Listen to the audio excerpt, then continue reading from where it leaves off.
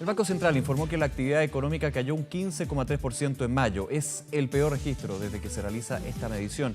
Desde el gobierno aseguran que se debe a las medidas sanitarias y advierten que los números podrían ser peores en los próximos meses. Analizamos este complejo escenario con Sebastián Díaz, economista de Pacífico Research. Sebastián, gracias por acompañarnos. Muy buenos días. Hola, buenos días. Gracias por la invitación. A ver, el ministro Briones fue bien categórico, hablaba de una caída monumental y dejaba claro que en los próximos meses pueden haber números bastante más negativos. ¿Cuál es el contexto que tú ves, más allá de las cifras, en el comportamiento que se ha dado en los distintos sectores económicos en Chile? Lo primero pues sería notar que esta es una caída histórica, esto pues no tiene referentes en la historia cercana de la serie y esto pues lo que nos está mostrando es que hay una caída muy fuerte asociada a lo que está ocurriendo con la pandemia. Claro, aquí los factores son bastante claros, lo que es el término de los sectores productivos, los cierres, de alguna manera, el no poder operar de manera normal y por sobre todo también hay otros elementos. No sé cuál ha sido tu impresión con respecto a las medidas que ha aplicado el gobierno para poder soslayar de alguna manera los efectos económicos. Te pregunto por la Ley de Protección del Empleo. ¿Han logrado de alguna manera moderar en algo esta situación, principalmente en el desempleo? Porque claro, la actividad económica ya depende más bien si hay producción o no. Sí, de acuerdo. Estas medidas lo que buscan es compensar parcialmente esa pérdida de ingresos que se genera por los efectos del aislamiento social. Estas medidas apuntan en el sentido correcto. Creemos pues que todavía hay un grupo grande de personas a las cuales pues no ha llegado con la contundencia pues necesaria para compensar esa pérdida de ingresos, pero que en todo caso pues van en el sentido adecuado. Otro punto es la ayuda a las empresas de todo tamaño, especialmente las pymes, los créditos FOGAP, estas líneas de crédito con garantía del Estado. Hay varias visiones, pero los números son bastante categóricos. Han habido muchísimas pymes que han podido optar por este financiamiento, quizás no el 100%, pero sí parte. Y eso de alguna manera muestra la necesidad de ir aumentando la ayuda, ¿no?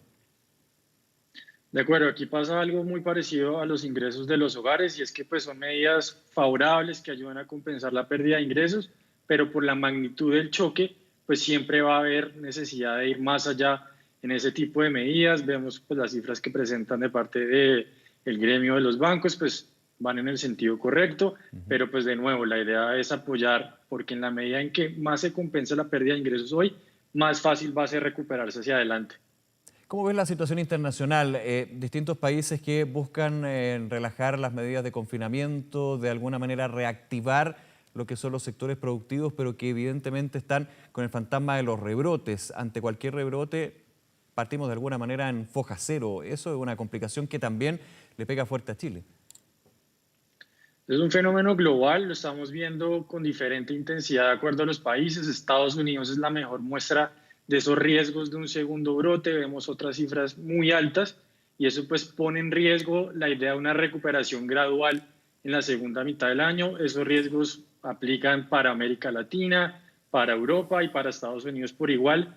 De hecho, pues nosotros tenemos diferentes escenarios y en uno de los escenarios alternativos pues consideramos esta posibilidad que llegue a haber un rebrote, no solamente en Europa, en Estados Unidos, sino probablemente en Chile. Eso pues hay gran incertidumbre según la evolución del virus, hay muchos factores en juego y pues sin duda es un riesgo a tener en cuenta.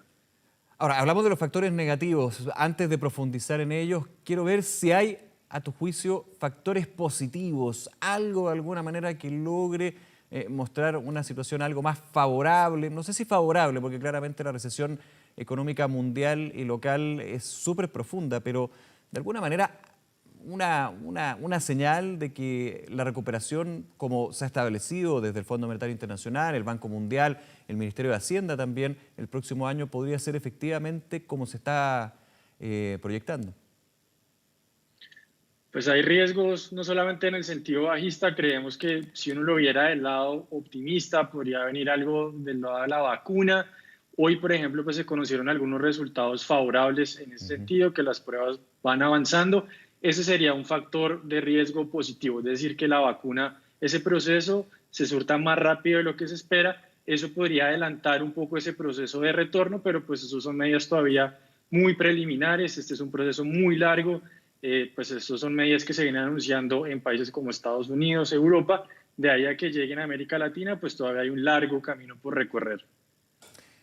Hay varias medidas y también la que ha sido muy discutida es el margen, la manga, las herramientas que puede tener el Banco Central, las que tiene actualmente, pero las que podría tener, por ejemplo, la posibilidad de comprar deuda, es algo que se ha discutido fuertemente y que también de alguna manera se está presentando en algunos proyectos de ley. ¿Cuál es la visión que tiene al respecto el margen y la posibilidad que tiene el ente emisor chileno de poder ir en ayuda de esta economía en tantos problemas?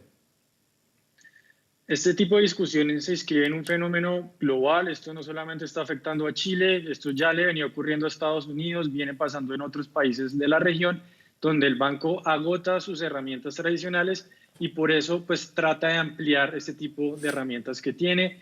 Estamos de acuerdo en que pues, resultaría favorable que el Banco Central pueda comprar deuda del gobierno en el mercado secundario, esto pues para tratar de contrarrestar esa caída en la actividad. Ujú. En el último ASEC teníamos el desglose, el sector no minero con una baja de 17% explicado claramente por la situación de todos los sectores no mineros que no están produciendo, que no están logrando funcionar, ni siquiera pensando en una normalidad. Pero también está el sector minero, hay un crecimiento del IMASEC en este punto de 1,2%. Buena noticia porque hay que verla bien en su contexto, es un alza muy baja para un sector que es vital en la economía nacional. La visión también sobre ese punto, considerando también que el escenario es bien complejo para la minería. Hay un alto número de contagiados, también han habido muertes justamente, y proyectos que ya están paralizados hace tiempo, y faenas que podrían irse suspendiendo. Claro, de hecho, cuando uno lo ve en términos relativos, pues el sector minero luce bien cuando está expandiéndose 1%, mientras otras áreas como las ventas minoristas están cayendo en torno al 30%. Y pues lo que vemos recientemente son noticias de una pues mayor evolución, más rápida del virus al norte del país. Precisamente por esto creemos que el sesgo en las proyecciones del IMASEC de junio está más bien a la baja. La información pues todavía es preliminar, vemos noticias en Codelco de menor operación, menor inversión del sector minero.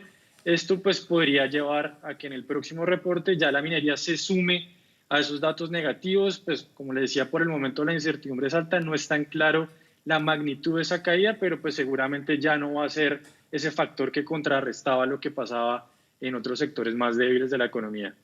En lo práctico, en este punto que comentamos, ayuda en algo lo que es la tendencia al alza, no el aumento exponencial, pero sí la tendencia positiva que ha tenido el precio del cobre, nuestra principal exportación.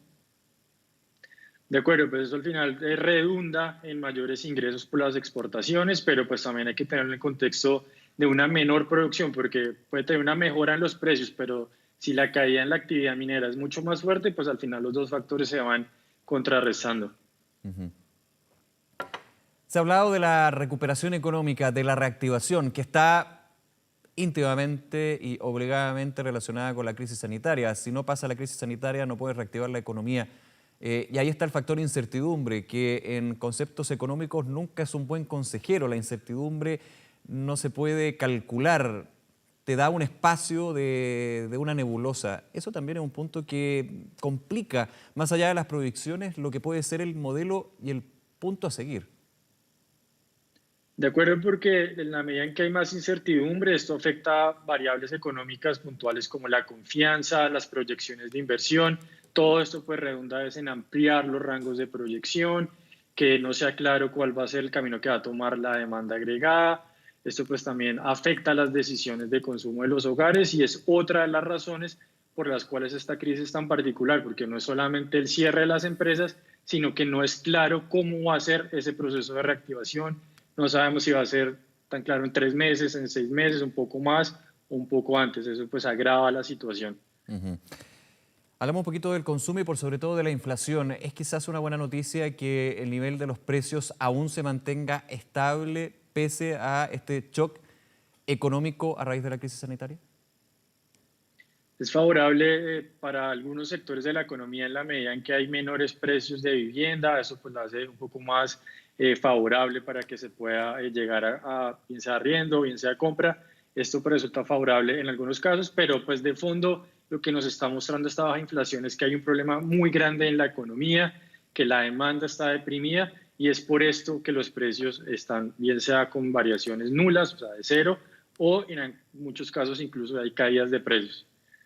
Dentro de los cartuchos, podríamos decir, como lo ha dicho varias veces el ministro de Hacienda, Ignacio Briones, que tiene el Estado para poder financiar transferencias directas a las familias, ayuda a las pymes, pensando también en esa eventual recuperación económica, reactivación. Un tema que se ha discutido bastante es el de dónde sale ese dinero, de dónde se financia. Actualmente, y ahí hago la pregunta, ¿los niveles de endeudamiento que tiene el Estado chileno permiten salir a endeudarse afuera? Y el segundo punto de esa pregunta, ¿efectivamente se puede buscar financiamiento afuera? Es decir, que Chile como nación genere confianza para poder acceder a esos recursos.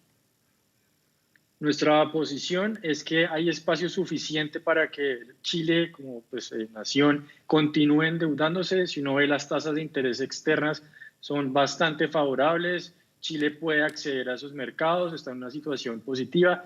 Además, hay que verlo en un contexto que Chile tiene una deuda baja como porcentaje de su Producto Interno Bruto, y eso pues genera el espacio suficiente para acudir a estos mercados. De hecho, consideramos que esta debe ser la primera opción para expandir el gasto del gobierno.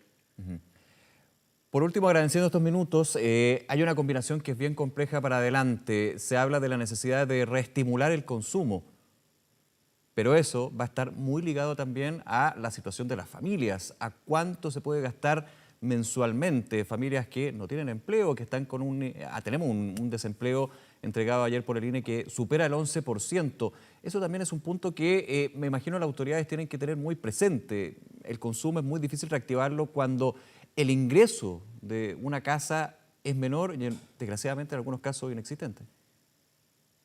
De acuerdo, además, algo que viene ocurriendo con esta crisis es que ese alto desempleo, que de hecho creemos que la tasa de desempleo está subestimando el verdadero efecto del mercado laboral, eso lo que nos muestra es que hacia adelante va a ser mucho más difícil que en otros momentos que la economía se recupere vía consumo. Por eso también valoramos positivamente que el gobierno esté interviniendo fuertemente con una expansión del gasto fiscal.